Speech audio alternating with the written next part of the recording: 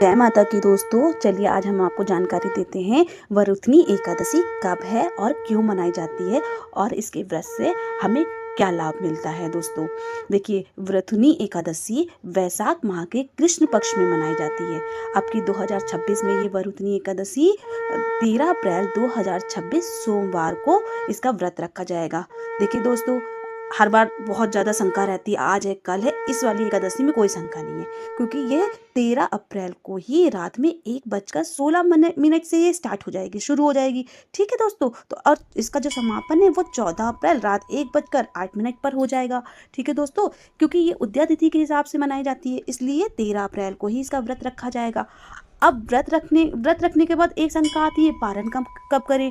क्यों? क्योंकि जो एकादशी का व्रत होता है इसमें पारण का विशेष महत्व होता है। पारण हमें शुभ मुहूर्त में ही करना चाहिए। तो इसके पारण का शुभ मुहूर्त है, अगर हम 13 तारीख को व्रत रख रहे हैं तो पारण हम 14 अप्रैल 2026 को करेंगे। इसका समय जो है वो सुबह 6:54 से 8:31 के मध्य कर लेंगे। अब पारण आप किसी चीज़ से भी कर सकते हैं, जैसे आप तुलसी से कर सकते हैं और किसी घी से कर सकते हैं। जैसे आप भोग लगाए वैसे इसका पारण आप कर सकते हैं। अब एकादशी, चलिए इस एकादशी की हम कथा बताते हैं।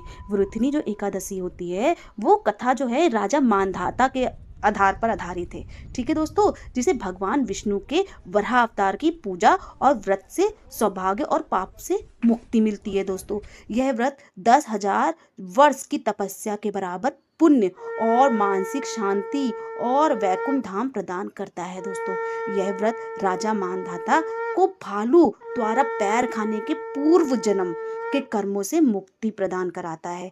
राजा मांधाता कौन थे, चलिए हम बताते हैं। प्राचीन काल में नर्मदा नदी के तट पर राजा मांधाता का राज्य करते थे वो। ठीक है, एक बार राजा मांधाता जो है वो जंगल में तपस्या कर रहे थे, तभी एक जंगली भालू आया और उनका पैर चबाने लगा।